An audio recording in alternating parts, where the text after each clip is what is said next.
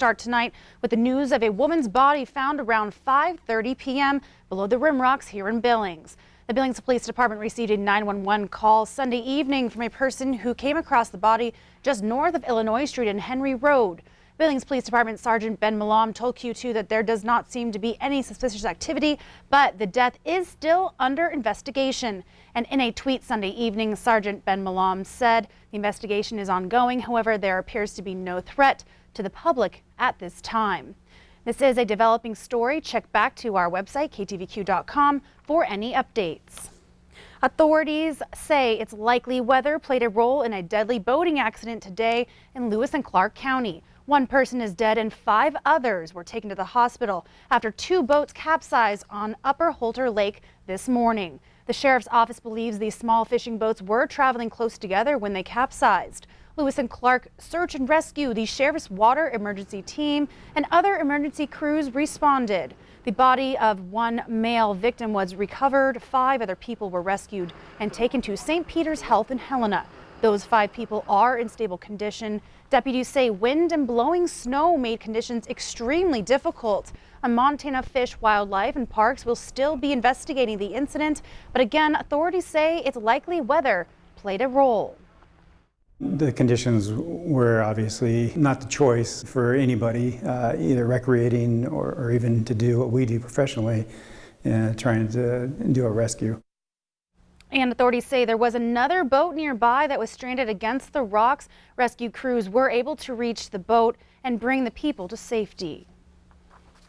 Oh, turning now to weather with Rob Griggs. You know, it's wind, rain, now a little snow. It's been a little crazy out there. It has. We've been punched with the first round from this winter storm, the spring storm, and round 2 is coming our way on Monday evening, so buckle your seatbelts. Right now in Billings, it doesn't look bad until you start looking at the particulars, and the particulars mean it's 32 degrees right at freezing, but with that northwest wind gusting up to 37 miles an hour, it feels like 19 degrees, and we've had a wind gust today all the way up to 57 miles an hour.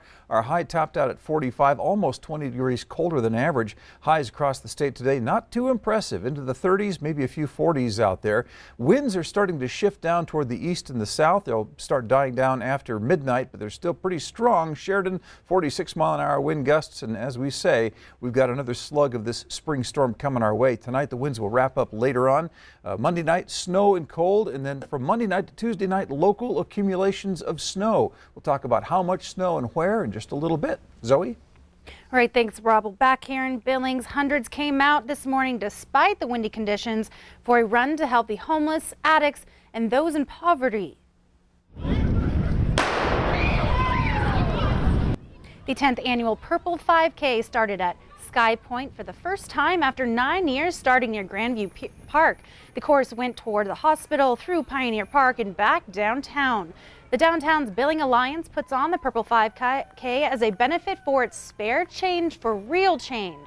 While the race helps others, it's also a fun run on a Sunday morning. My grandma actually loves the color purple, so I saw this run on runsignup.com, and I'm like, Grandma, we got to do it. So we both signed up for it. I love 5Ks. It's so fun. Running is just awesome. You can do it for the rest of your life and have so much fun with it. Great stress reliever. I love it. I feel pretty good. It got kind of windy, but it was still a really fun race. It was windy out there, and over the last 9 years, Spare Change for Real Change has raised more than $115,000. Well, barbed wire, fire, and spear throwing. These are just a few of the obstacles that challenge runners in the Spartan Race. Montanans have their chance to put their bodies to the test in the Spartan in Big Fork this weekend. One local gym is helping people to prepare for the race, and Q2's Jenny Fick got a taste of the training. Transition over, you can do it. That's it. There, nice. The Spartan Race takes place in Big Fork, Montana, May 4th and 5th. We're standing at Apex Personal Training and Fitness in our studio room. Apex holds a Spartan-specific training class.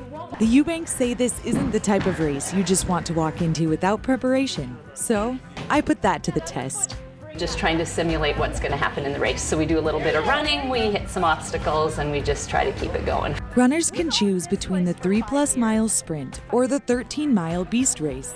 Either way, it's not your typical race, so they try to prepare as much as possible. Rope climb probably, always going to have monkey bars, always going to have walls to go over. There are a few standards, and then there'll be a few surprises that we won't know what they are and they won't tell us, and they won't even be on the map when you get to the race. You'll find out when you get to it. There you go. So. They work to improve endurance, upper body strength, and muscle memory for out-of-the-ordinary obstacles.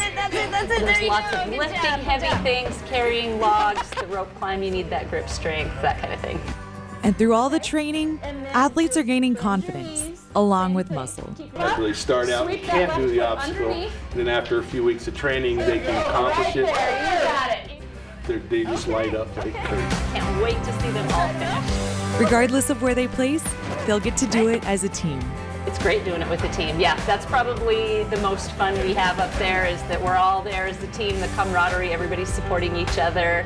So yeah, that's definitely the best part. That's it! Good job! Good job! In Billings, Jenny Fick, MTN News.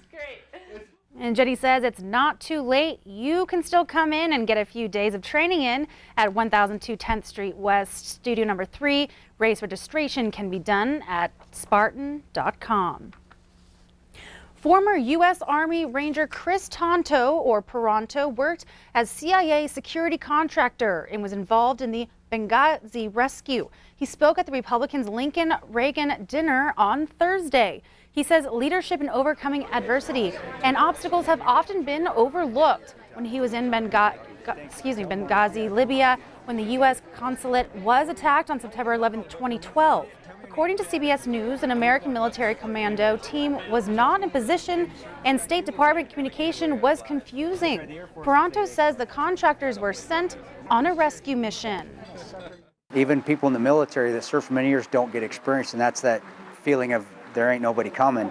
We're going to have to figure this out on our own and play the mental game. The mission to go get them, it really wasn't a mission. It was they were in trouble and we had to go rescue them and we had to go help them, and they were calling for help. We had no responsibility security-wise for the State Department. And I wouldn't consider a failure or success. It was an experience, and mission was completed. It's done. Let's move on to the next mission.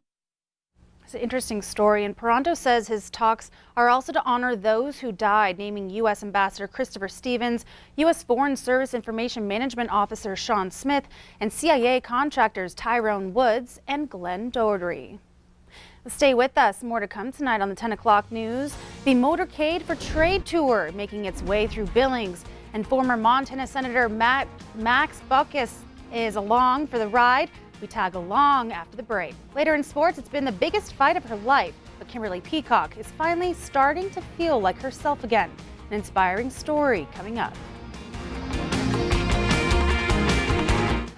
You're watching MTN News with Zoe Zandora, Storm Tracker weather with Rob Griggs, and sports with Casey Conlon.